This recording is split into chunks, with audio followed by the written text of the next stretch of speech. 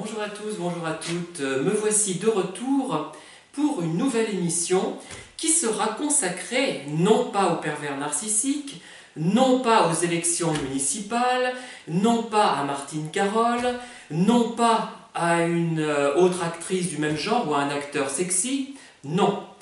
Je parlerai dans cette émission des livres que je lis, pas des livres que je note scrupuleusement depuis 1991, puisque depuis 1991, je mets le titre de chaque livre que je lis et je lui attribue un certain nombre d'étoiles, soit pas d'étoiles, hein, quand ils sont moyens ou même moins que moyens, une étoile, 2 étoiles, 3 étoiles ou 4 étoiles. Je sais que c'est un peu puéril, puisque souvent ces étoiles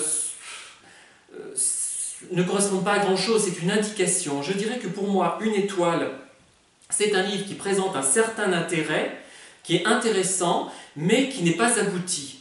Un livre à 2 étoiles, c'est un livre donc abouti, mais sans être exceptionnel, à mon sens, hein, toujours à mon sens. 3 étoiles, on est vraiment dans le livre qui m'a vraiment marqué, c'est un très bon livre, et 4 étoiles, c'est quelque chose que je trouve exceptionnel, et j'ai rarement mis 4 étoiles à un ouvrage. Hein. Mais je ne vais pas remonter à 1991 et refaire toutes les années jusqu'à 2020 en fait, et je vais simplement vous parler des 2 derniers livres que j'ai lus, une première vidéo consacrée à l'avant-dernier et la suivante au dernier livre que j'ai lu. Alors, la caractéristique de ces vidéos, c'est que je ne vais pas m'embarquer dans de longues considérations biographiques, bibliographiques, et j'exprimerai ce que j'ai envie de dire et d'exprimer. Et même s'il manque des choses qui sont généralement présentes dans des émissions à caractère un petit peu littéraire, moi je m'en passerai, et j'ai envie de faire les choses à ma façon, je ne peux pas procéder autrement.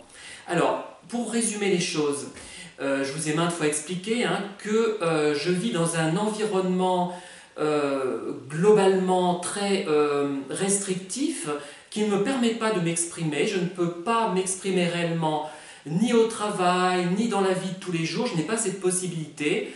J'ai un état d'esprit trop spontané, trop original, ça ne passe pas. Quand je raconte quelque chose, soit les gens ne comprennent pas, soit ils le prennent très mal parce qu'ils n'ont pas les mêmes codes sociaux. Et là, je m'autorise je m'autorise à être moi-même dans ces vidéos. Enfin moi-même, ça ne veut rien dire, on n'est jamais complètement soi-même, on compose toujours plus ou moins. Même si, par exemple, Rita Hayworth disait qu'elle était incapable de composer. Voilà, bon bref, encore une citation cinématographique.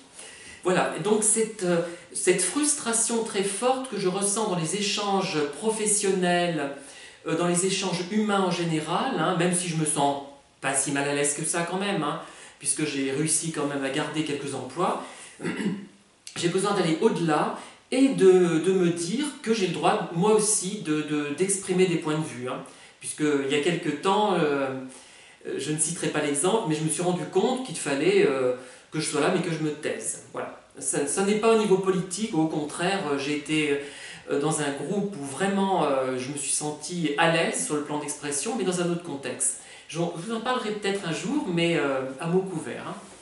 Je n'ai pas été très content, mais voilà. Bon, mais moi, quand je ne suis pas content de quelque chose, j'aboutis à autre chose. C'est-à-dire, je me dis, qu'est-ce que je peux faire pour m'en sortir?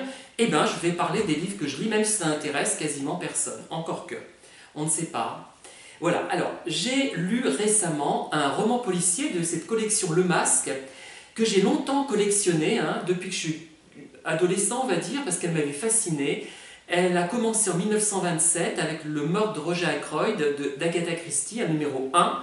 D'ailleurs, je l'ai dans 2 éditions, mais je n'ai pas la couverture, la jaquette, hein, qui manque souvent à ces livres. Et cette collection Le Masque, autrefois, il y a encore quelques années, quand j'étais enfant, adolescent, on la voyait dans toutes les librairies, et notamment les gares, librairies de gare, hein, livres de gare un petit peu. Mais il y a de très bons livres de gare, à mon sens. Et voilà. Voilà par exemple un exemplaire des années, que je ne vous dise pas de bêtises, doit être 80, ça, début des années 80. Voilà. Donc cette collection m'a un petit peu fascinée parce que tous ces volumes qui se ressemblaient avec ce masque, cette plume, m'avaient attiré déjà dans la forme. Hein. Et les premiers d'ailleurs ne sont pas pareils, ils sont cartonnés avec jaquette. Et après, les formats sont étaient un peu plus conséquents, un peu plus hauts et plus épais d'ailleurs. Et c'était plus d'ailleurs des romans d'aventure que ce qu'on appelle des romans policiers. Enfin pas toujours, mais souvent il y avait des romans un peu plus d'aventure. Et d'ailleurs le Masque, c'est une collection de romans d'aventure. Mais j'en viens à ce livre précisément dont je veux vous parler. C'est un livre de Pierre Salvat, un auteur que j'ai découvert quand j'avais 11-12 ans. Hein. Et dans ses romans, dans la collection Le Masque, il a publié d'ailleurs dans d'autres collections, notamment la série des Mammouths. Ça fait référence, je crois, à un enquêteur qui manque comment dire, de finesse, mais je n'ai pas lu ces livres, donc je ne vous en parlerai pas. Et Pierre Salvat, donc, il a publié notamment dans Le Masque, Pierre Salvat, 1917-1997. Je ne vous parlerai pas de sa biographie, je sais qu'il a été militaire pendant la guerre, Seconde Guerre mondiale, donc moi les militaires ce n'est pas mon truc. Je ne suis pas comme la grande duchesse de Gerolstein, qui aime les militaires, comme elle l'explique dans sa fameuse chanson que tout le monde connaît, enfin tout le monde connaît, que beaucoup de gens connaissent du moins. Et voilà. Alors pourquoi j'ai eu envie de faire ces émissions, c'est à partir de ce livre. Parce qu'il m'a semblé particulièrement remarquable à certains points de vue. Alors c'est un roman policier, classique, hein, un who done it, comme dirait, je crois, Alfred Hitchcock, c'est comme ça qu'il... non, c'est François Truffaut, quand il interrogeait Alfred Hitchcock, il disait tel film, c'est qu'un who done it, simplement. Mais c'est quand même intéressant, voilà ce qu'il disait. Et là, donc Pierre Salvat, donc, ah oui, une petite particularité de Pierre Salvat, c'est qu'il y a beaucoup de ses romans où il y a le nom de diable ou d'enfer. La danse avec le diable, c'est le premier Pierre Salvat que j'ai lu, et je me souviens que c'était moins réussi que celui-là d'ailleurs, dans un univers bourgeois, très renfermé. Moi, ça ne m'avait pas séduit cet environnement, mais le livre était intéressant, je m'en souviens encore. Hein. Je ne sais plus ce qui s'y passe, mais c'était assez prenant, avec une femme qui passait sa vie dans son bain, parce qu'elle avait sans arrêt des migraines, ils appelaient ça des migraines, mais c'était pour désigner autre chose, un mot caché en fait. Hein. Et voilà. Et donc, il a écrit aussi Les vieilles dames vont en enfer, et c'est un livre vraiment très réussi, mais même si le titre vous paraît humoristique, ce n'est pas tellement pour le côté humoristique. Hein. C'est qu'à un moment donné, c'est fabuleux, il décrit un environnement, des locataires dans un immeuble qui fait quelques étages, pas très haut, un vieil immeuble avec concierge. Il y a au moins 5 personnes identifiées dans cet immeuble, 5 appartements, il y a les concierges, il y a une vieille dame qui est l'héroïne en quelque sorte, une vieille dame qui va se faire assassiner, une autre qui est supposée coupable, un monsieur de couleur, une autre qui est supposée coupable aussi, une autre dame, également une jeune femme supposée coupable, qui a un enfant, un bébé. Et ce qui est remarquable, ce n'est pas tellement l'intrigue qui est bien faite, il n'y a pas de problème, hein, c'est bien mené, c'est un solide roman, mais c'est la description de cette vie dans cet immeuble. C'est extraordinaire, je vous assure, hein, vraiment. C'est très vivant, on s'y croit, et ce n'est pas les lieux communs sur les vieilles dames ou sur des gens qui habiteraient dans un immeuble. Chacune a à peu près 2 pièces, hein, un salon plus une chambre à coucher. Il y en a une d'ailleurs qui a toute une série de vieilles revues entassées dans des placards et qui sentent un peu mauvais d'ailleurs. Hein, et il y a les concierges qui sont à l'étroit dans leur loge, qui voudraient qu'un appartement se libère. Enfin, il y a plein de choses. Il y a un article de journal qui va se révéler très important, mais ce n'est pas ça, c'est l'ambiance que Pierre Salvat a su créer. Et je trouve qu'elle est vraiment très remarquable. Et à ce moment-là, on peut dire que c'est quand même un grand auteur. De pouvoir faire ça, de savoir faire ça, c'est déjà un auteur de qualité qui n'est pas seulement un auteur de gare. Il aurait pu faire mieux, j'ai envie de dire. Enfin, je ne dis pas que le roman policier, ce n'est pas bien, mais c'est un peu toujours la même chose. C'est-à-dire qu'on se croit obligé de faire une intrigue policière avec un criminel pour pouvoir vendre, en gros. Hein. Et il aurait pu faire des vrais livres, des livres d'auteur, enfin je dirais, hein, non pas ceux que j'écris, enfin si j'écris de vrais livres, même s'ils ne sont pas très réussis, enfin ils ne sont pas très réussis, ils ne sont pas géniaux, mais j'essaie de faire des vrais livres à chaque fois et de ne pas me dire la chose suivante, voyons qu'est-ce qui va plaire. Non. Et là, pareil, il aurait pu faire des livres ambitieux qui auraient décrit des environnements, je dirais. Hein. Il doit être assez doué pour les environnements.